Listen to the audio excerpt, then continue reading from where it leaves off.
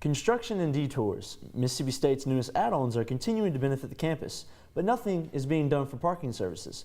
More people every day are at the tattoo shop getting their first tattoo.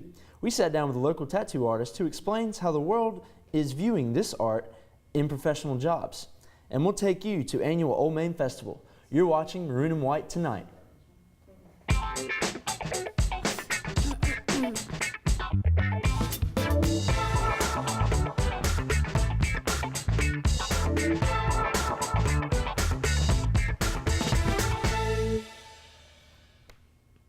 Good evening, everyone. I'm James Romano. And I'm Stephanie Rodriguez, and welcome to Maroon and White Tonight. Over the past several years, Mississippi State has grown in student population size. As a result, the Starkville community is developing quicker than ever. We start tonight off, though, with the situation students have been facing for the past several years. Here at Mississippi State, one of the biggest problems that students face is parking. There are many commuter and resident zones located around the campus. Unfortunately, some have even been late to class because they could not find a spot. One student shares her thoughts on what she thinks needs to be done.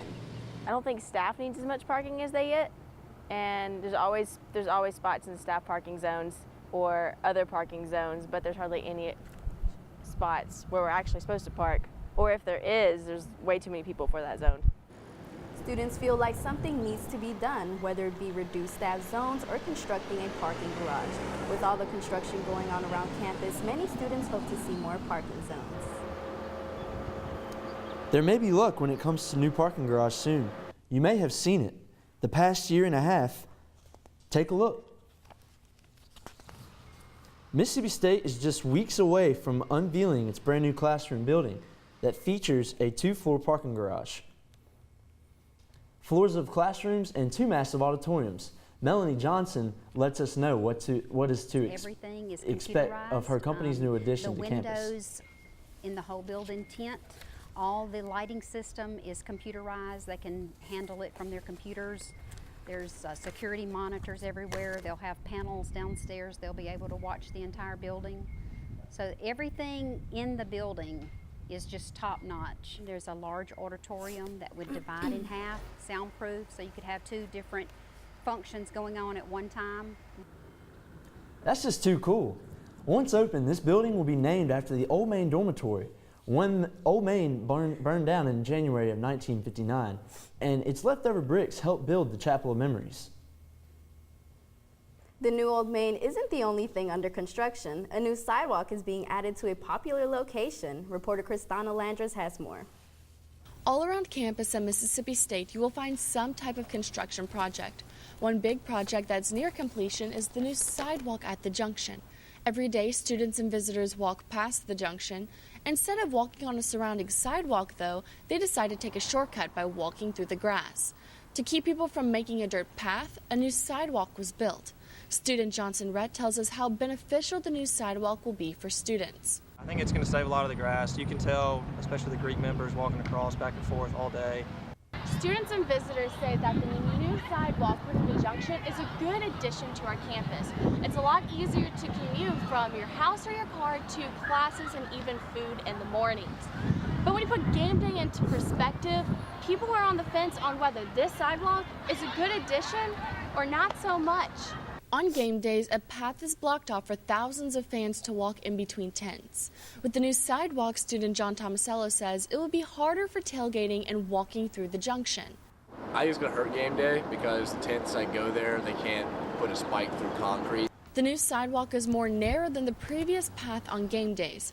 I spoke with one alumni who returned to his alma mater for his daughter's preview day. He says the new sidewalk is a great addition. Say you're coming up to the main walk here for dog walk, getting there is hard to do. I think it'll be great to help folks move through here better on game day. The new sidewalk will open starting in April. Coming up, the Veterans Center gets a makeover, and the annual Old Main Festival has come and gone another year. Hear what students have to say next. The sense of place. We all have it. Often grown from deep roots in small-town communities. At Mississippi State University, our Carl Small Town Center is strengthening these ties. With nearly 40 years of making a difference, we're revitalizing communities into welcoming places to work, live, and congregate. Is that what it has been? By Gallaspy. weaving together the best pieces of our past with modern technology and amenities, we're creating the hometowns of the future. Places where lifetime memories can be made, where you have all the things you need, along with all the things you want. Through partnerships with our communities, we're identifying improvement opportunities, recommending paths forward, and creating the plans for a better tomorrow. Read off the script from right now until you see something. Welcome back. The Center for America's Veterans has moved locations. Once originally located across the street from Oak Hall, the center has a new location. Jalen Gallaspy reports. Mississippi State has a very rich military history, from students serving in the World War, Vietnam War, having Stephen Lee as the Lieutenant General as the first president of Mississippi State, and be named a Purple Heart University in 1965. So when it was time to build the then Veterans Center, it was right on time. This center was small, but it holds memories of all the veterans that came through here and the students and staff that worked here. I talked with Melanie Owens about the building.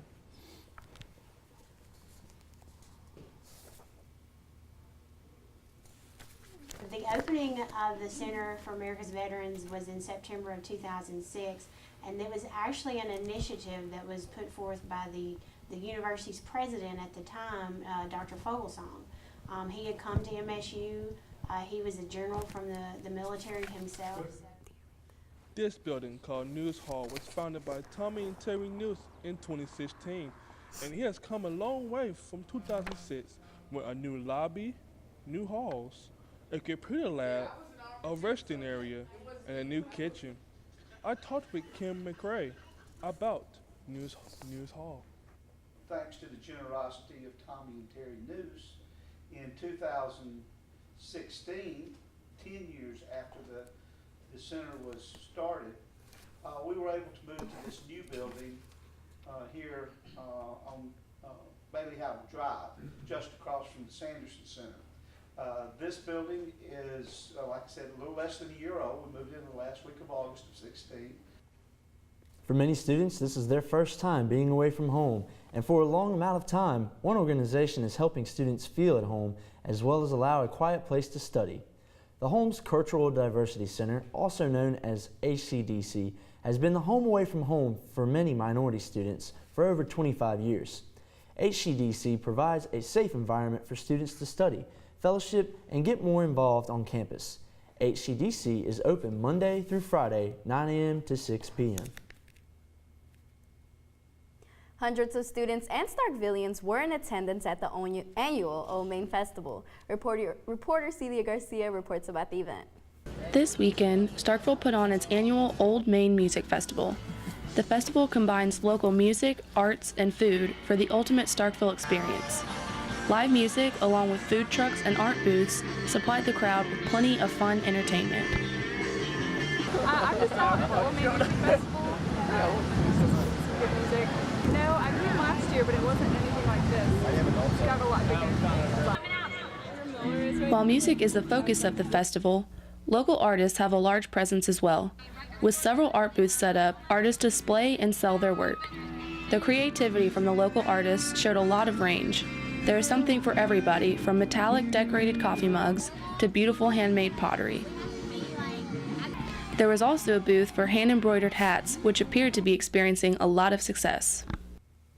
I am embroidering hats, hand embroidering them and selling them to people who want to buy them. And it's also sort of a good push, because I've always wanted to sell my stuff, but I never had the opportunity. While the art market attracted interested buyers and fellow artists, some people chose to make their own art on a large canvas shared with other festival attendees, leaving positive messages.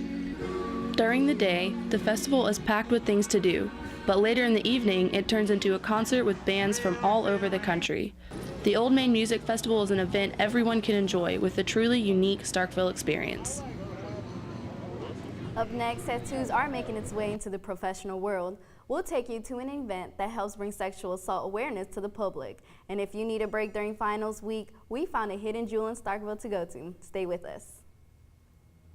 You know the scene in those popular TV crime shows when the investigators show up? Dang, was the I one where they looking down scratch their heads while trying to figure out who committed the homicide and when? At Mississippi State University, we're solving mysteries behind real-life crime scenes with forensic research that's a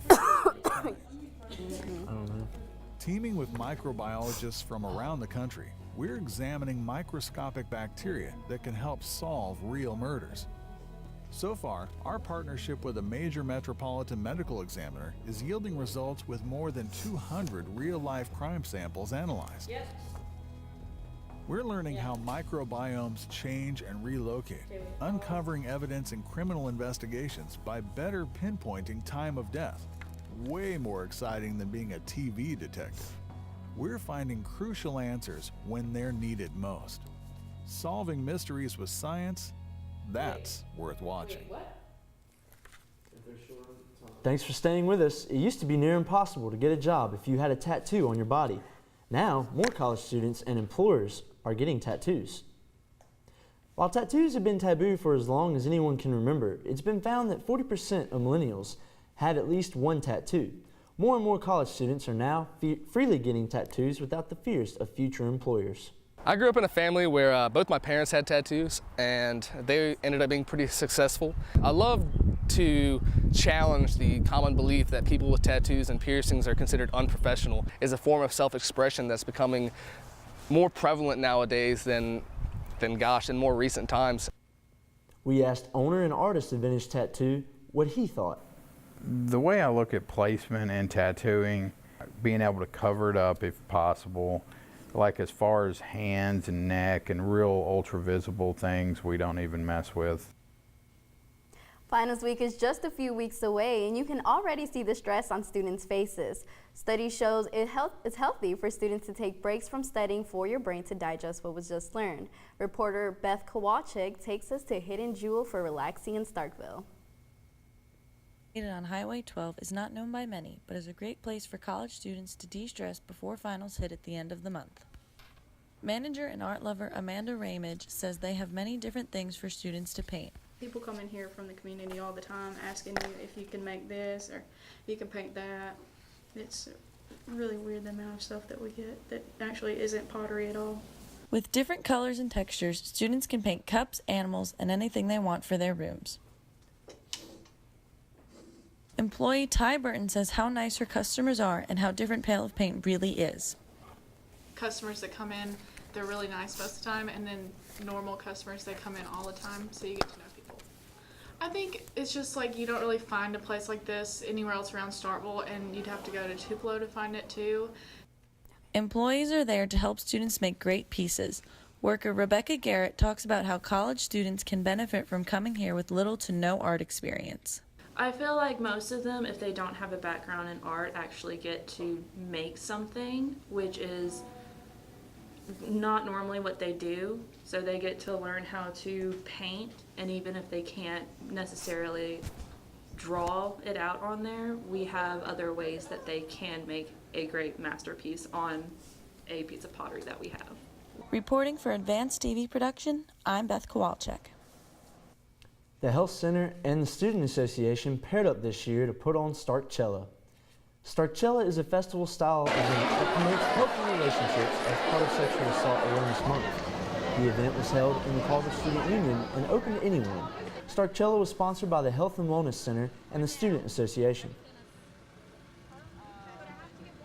Starkcella is an event that's put on by the Health Center and the Student Association, and it is to get the light out there about sexual assault and make everyone more aware about it. Entertainment included musical acts, a fashion show put on by the Fashion Board, food trucks from local restaurants, retail booths from popular boutiques, and informational tables with facts and resources for victims. Starkcella brought the student body together for a good cause and offered a more lighthearted way to talk about a hard topic in a relaxed and inviting environment. This is the first year Starkcella was put on. And thank you for joining us tonight. We've had a great time, and I'm James Romano. We'll see you next time. Tomorrow on Maroon and White Tonight. And I'm Stephanie Rodriguez.